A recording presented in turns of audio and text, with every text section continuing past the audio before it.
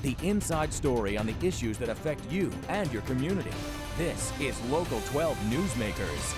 You can't stay stagnant because things around you are changing, and you've either got to respond to them or you just give it up and roll up the sidewalks and just be what you were and not what you could be.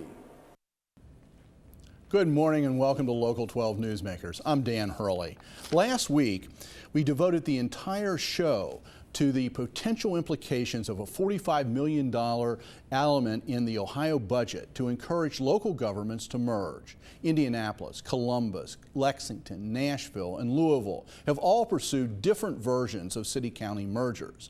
A year and a half ago, Leadership Cincinnati, the program I direct for the Cincinnati USA Regional Chamber, invited Jerry Abramson to share his insights about the process that Louisville and Jefferson County pursued for over 2 decades, from the early 1980s, that led to their merger on January the 1st, 2003, and the implications of those actions. Abramson, a Democrat, served 3 terms as mayor of the old city of Louisville from 1985 to 1998. He was elected the first mayor of Metro Louisville in 2002 and served until last year, 2010. He is now running for lieutenant governor. Let's begin with some data. The merger of Louisville and Jefferson County brought dramatic changes. Geographically, Louisville blew from 60 square miles to 386 square miles. The population increased from 256,000 to 693,000, catapulting the city from 67th largest to 16th largest in the nation. By absorbing the more affluent suburbs, the median household income shot up from 28,000 to 39,000. I began by asking Mr. Abramson to describe the arc of change between the first time leaders asked voters to consider merger and its adoption in 2000. We had an election in 81, 82, back to back, and literally they lost the first one by less than a little over 1,000 votes and the next one by over 6,000 votes. So everybody said it's time to take a deep breath. So the incoming mayor in 85, which was me, and the incoming county executive sat down and negotiated what we called a compact. We called it a compact because at the end of the negotiations we picked up a thesaurus and found, what can we call this document? And it has a real long name to it, but we called it a compact. And what it literally said was, look, we are one community, and from an economic development point of view, we need to figure out a way to share taxes that are generated from new growth and share responsibilities in terms of government agencies. And let's see if we can work together for a dozen years, take a deep breath, and then look at it again in the future. Since we had lost back-to-back merger votes, that's exactly what we did. And at the end of 12 years, we renewed it for a couple of years, and then we put it on the ballot one more time. But you did move to actually share some tax revenue? Yeah, we really did. In the old city and the old county, we both had the exact same occupation tax or business tax. So if you live in the old city of Louisville, you paid the same occupation tax to the city that if you lived outside, if you worked in the city, if you worked in the city, you paid the same business tax as if you worked in the county. And so the question now was, how do you figure out, how can we work together and share growth so that the mayor and the county executive work with a potential business to locate in our community, but we both get something out of it? And what we did simply was develop a formula. And what that formula was, we went back 5-10 years and we figured out what was the percentage of occupation tax generated inside the city and outside the city. And let's say it was 60, because generally the jobs in the downtown paid more. Those big tall buildings, guys and gals made more money. So let's say it was 60-40. And that meant that in the future, when a new dollar was generated from a new job inside the city or outside the city, we would divide it 60-40 in my example. Now, at the same time, before we divided 60-40, we took a little off the top for the county or the city that had to handle the infrastructure. So if a new business was being developed in the county and it was going to need a sewer or a road, the county was going to be called on to help. So we thought before we divided up the business tax, we ought to give a sliver off the top that would go directly to the government where it would locate. What that did was it gave us an opportunity for the first time, the county executive and the mayor, to look at a business person and say, hey, here's our community. You pick where you want to live. and we'll do everything we can to make sure that you're successful. Besides learning to work together, a variety of incidents and some smart political strategizing laid the groundwork for merger.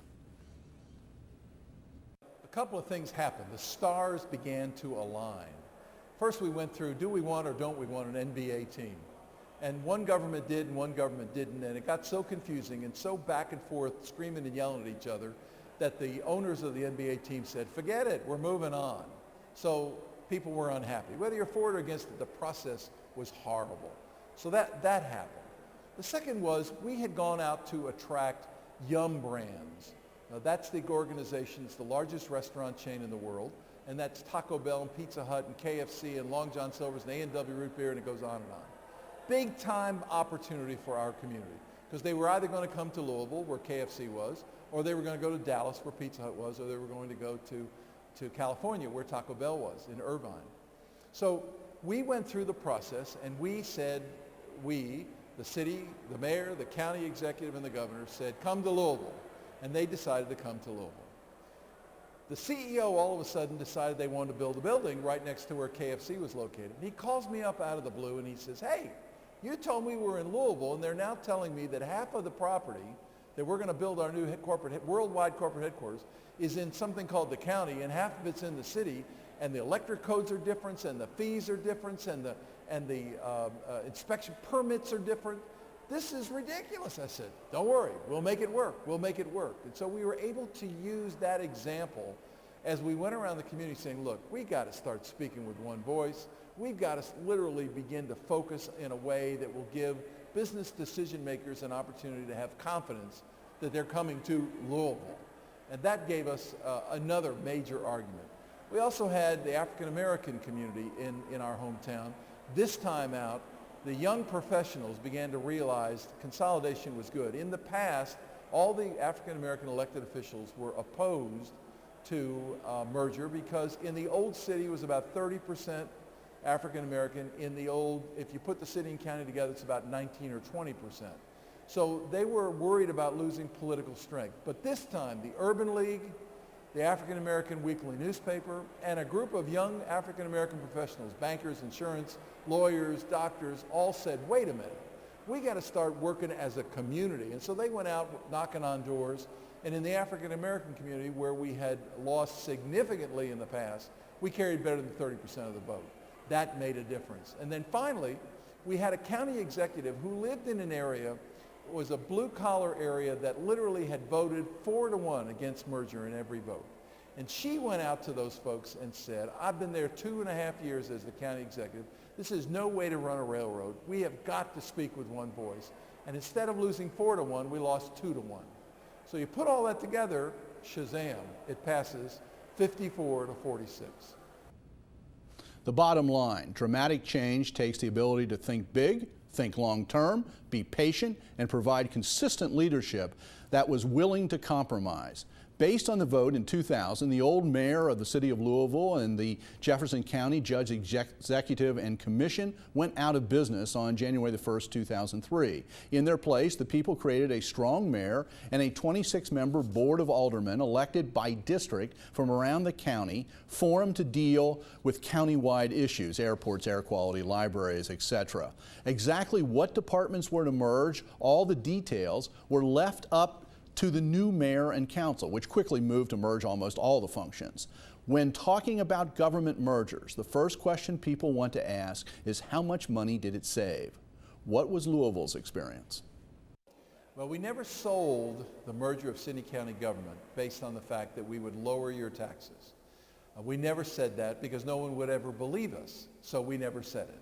What we said was, when we speak with one voice, when we have one agenda, we'll have better opportunities to keep your kids and grandkids home once they finish their education or their time in service, because we'll have the kind of jobs and the kind of businesses that they will want to be a part of.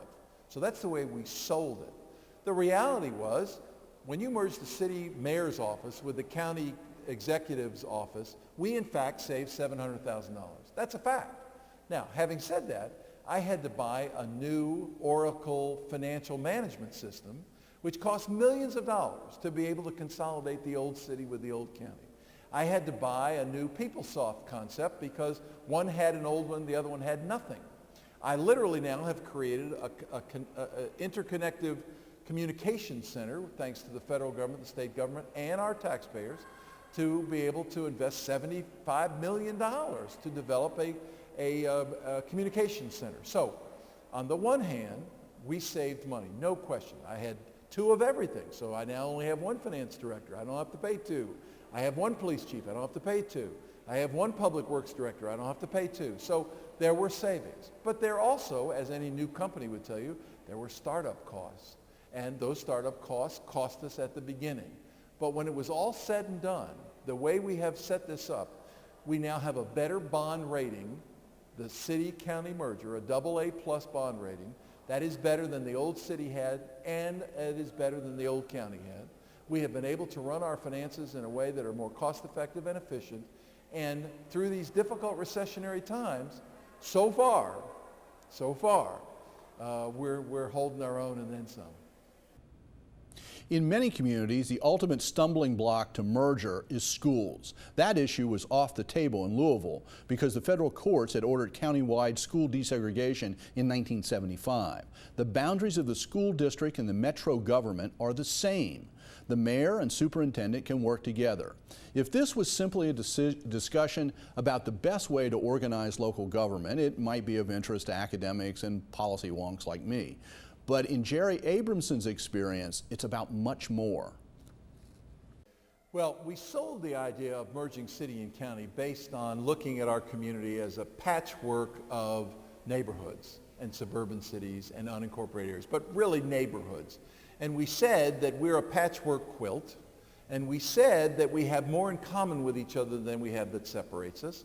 And we said that in this patchwork quilt, if there's a problem somewhere in the community, it begins to fray the corner of the quilt, the entire quilt is at risk.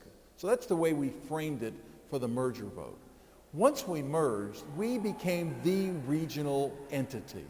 And that, I thought, put responsibility on me to go beyond the borders of our new city, to reach out to both sides of the river, our friends in Indiana, which are right across the river from Louisville, as well as the bedroom counties next to us and those that are developing industry in those counties next to us, some of the counties are very rural still, some of them are more sophisticated.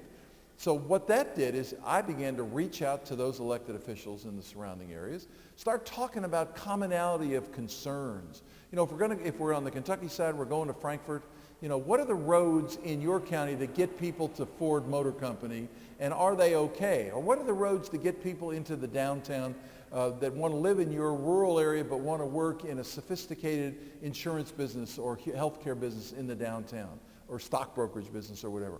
What are the issues as we build our bikeways that can connect your citizens into our bikeways and our citizens into yours? And all of a sudden, you start thinking regionally. And where that comes into play is for economic development. Because now if you're a business person, you come to Louisville and say, you know, I've selected Louisville because, I don't know, your customers are in this region of the country, or your raw materials, or some reason you have said Louisville, this area around in here. I don't care if I'm in Louisville, in southern Indiana, in the next county over, but I want to be in this geographic area. We show all the areas, because better a company locates across the river in southern Indiana than, with all due respect, it comes to Cincinnati. Because if it locates in southern Indiana, I, the mayor of Louisville, I'll get my piece of the action. A lot of people live in Louisville. They'll use the arts, the opera, the ballet. They'll come to the sporting events. They'll come to the restaurants. We had a perfect example. The Geek Squad was looking for 500-600 employees to locate in our area of America. So they came to Louisville, and our economic development effort is regional. We showed them 3 or 4 sites in Louisville. We showed them 2 sites in Indiana. We showed them 2 sites in a couple of our suburban counties. They liked the one in the suburban county, 5-6 miles outside of Louisville's jurisdiction. Great. So they come in. Next thing you know, 84% of the people that work there live in Louisville. So you begin to say, we're in this together. And if the business person wants to locate in a county next to Louisville, or as I gave an example earlier today, if a company in Louisville, which is a biotech company, wants to take advantage of what Indiana is offering for them to move across the river, People say, oh my God, they moved. Well, not one family had to move their home. Not one child was pulled out of the schools. They simply have to find a bridge to go to work every day, that's all. When you start realizing that we're a region and we can grow together, that's when you begin to realize you've got a future for your community, and that's what we've been trying to do. Stay tuned. After the break, the youthful spirit of volunteerism as expressed through the Public Allies Cincinnati program.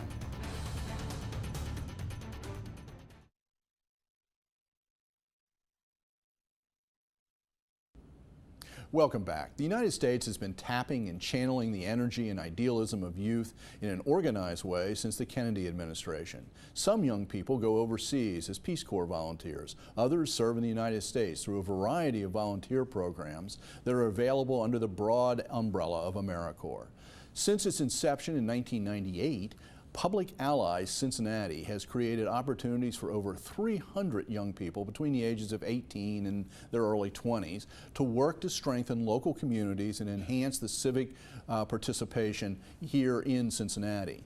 During their 1 or 2 years of service, these volunteers work with more than 80 local nonprofits and provide services to over 750,000 residents. Public Allies of Cincinnati is operated locally by Bridges for a Just Community, which is now, by the way, headquartered in the National Underground Railroad Freedom Center. The program is currently just finished recruiting for next year's class, but is still looking for partner organizations. And I am joined this morning to talk about Public Allies by David Weaver, the Vice President of Programs for Bridges and the founder of Public Allies in Cincinnati, and Nick Swartsell, a Public Allies Fellow and recent graduate of the program. Welcome to Newsmakers. This is great. David and I have known each other for some time. Nick, it's really good to have you here. Nice to meet you. David, we were mentioning that this was sort of a part of the AmeriCorps effort. And there are other programs that have other kinds of identities that some people, Public Allies is one of sort of several subsets. What are some of the others that people might know about? Public Allies is one that we hope people are going to know about, with 20 locations throughout the country. Ones that might be more familiar for folks would be Teach for America. City Year is also another big AmeriCorps program, and when we say AmeriCorps, it means funded by AmeriCorps, but a lot of these programs, as you said, have their own focus, their own emphasis, their own structure, but all of them are really working towards, creating that spirit of volunteerism. So the Public Allies Cincinnati you had created this in 1998, am I 1998, right? May of 1998. And was it that you were fascinated by the particular focus of this program rather than one of the others? I think it had a lot to do with the fact that there weren't a lot, in 1998, I didn't see a lot of opportunities for young people, young adults, after graduating from high school, who were not necessarily looking at going to college or going into the corporate sector after their college experiences. Where do you do your professional development? Where do you actually continue building your skills necessary to sort of advance things in the world? And Public Allies struck me as an opportunity to really reach people who, quite frankly, had been overlooked by a lot of those kind of opportunities. Nick, you've just finished 2 years with Public Allies, is that correct? That's correct. Which is why you're identified as a fellow. Right. Okay, but not just it can be a 1 year or a 2 year commitment. What drew you to Public Allies? How old were you? Sort of what was your status when you decided to apply for and then were accepted for Public Allies? Sure. I was a few years out of college and sort of looking to do the next thing in life, I guess. I'd been working as a freelance journalist and also part-time at a coffee shop. So I was looking for There's something. a lot of relationship there between freelance journalists. Yes, as I came to find out. And I had applied to a couple different master's programs, and I was looking to figure out what was next for me. And school didn't seem quite hands-on enough and really engaging in the way that I wanted to engage. So I started looking in the sort of the nonprofit sector, and I found out about Public Allies through a friend and also through a Craigslist ad, funnily enough. And it just seemed like something that was really interesting to me. So what have you done in your 2 years? Where have you, because you work, Public Allies, the Allies actually work with lots of different not-for-profits. Correct. Where were you focused? I was placed at the University of Cincinnati Economics Center for Education and Research with their Student Enterprise program. So I worked with grade school kids throughout Cincinnati, teaching them about economics and financial literacy. So. And you did that for the entire 2 years? That was my placement for the 2 years. So you really had some continuity there. Right, right. What are some of the other sorts of agencies, sorts of things that, especially for, say, younger people? Nick had a college degree, but somebody coming out of high school, what kind of placements can you get them? Well, we actually focus on 3 areas. Nick mentioned one. Economic justice is a major area and focus for us in our work. Youth leadership development, of course, is another area where we focus on. And we do this thing what we call advancing the next generation creative class, which is working with young adults who have the skills to actually use media, use technology, use the arts in order to advance social justice causes. So we've had organizations as large as the Free Store Food Bank, organizations as small like the Winton Place Youth Center, who really depend upon the services of a public ally. Arts Wave has been a partner. Again, the Legal Aid Society has been another large partner. They're looking at taking 6 public allies next year. And so, again, it runs the gamut of sort of experiences that our young people can have. Now, being with the program for 2 years, Nick, I mean, there's the things that that an ally might do, you know, and we're talking about all these different agencies. But what do you think, just observing for yourself and for the people that you've been in the program with, what do you think the program does for the members of who become allies, and what's it do to move them along in life? I think there are a couple of things that it does. First, I think that it definitely empowers allies to go out in their community and be a really active part of their community through the nonprofit sector, but also through the team service project that we do, and just various other opportunities that come about as the year moves on. So I think that's one thing. I think there's a personal growth element to it too, where allies find out about their city in a personal way, and some of the problems that the city faces, and also some of the assets the city has. So I think that those things are really powerful. For me, at least, those 2 years, I learned a lot about myself, about my city, and about just working in the nonprofit field.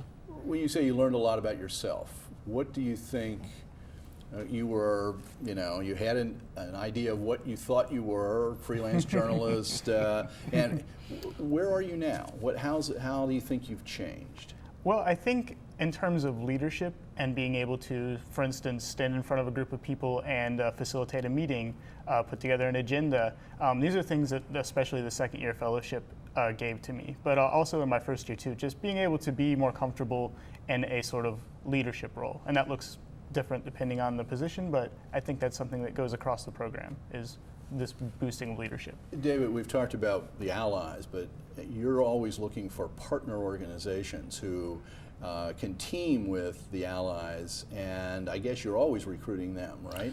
Yes. Do you need more? How many will be in this next class, which I presume begins this fall? September 1st is when the class starts. We have 40 AmeriCorps positions that we are going to be looking for placements. We have 6 fellows. So they'll be in their second year? So there'll be people returning like Nick did for another year. And so there are 34 first-year slots. And so we like to have a pool of at least 50 positions from organizations so that we have an array, so that the young people have a choice, so that the organizations have an opportunity really to become part of this pool, because it's not just about always placing an ally. Nick alluded to our team service projects. We always do a request for proposals from community-based organizations who might have a project that a group of allies can work on during the course of the year. So even if you don't have an ally placed in your organization, it doesn't mean that you can't be affiliated with the program and benefit from the experience, benefit from the energy and the passion that these young people bring. Nick, one final area. Sure. Where are you going from here? I'm actually going to the University of Texas for a master's in media research. In Austin? In Austin, yes. Okay. And my intention is to come back here afterward and continue my work in the nonprofit field, hopefully. So media research. Yeah. What? So it's laughing. it's a journalism degree, but more focused on the research side. So like polling, doing research for like in-depth stories, things like that.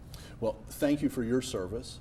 David, thank you for this program and what it does for Cincinnati. I want to make sure people know how to find out about it. If you'd like to learn more about Public Allies, either as a potential volunteer in the future or as a partner organization, you can check out the website for Bridges for a Just Community, www.bridgescincinnati.org, or call 513-381-4660, extension 785.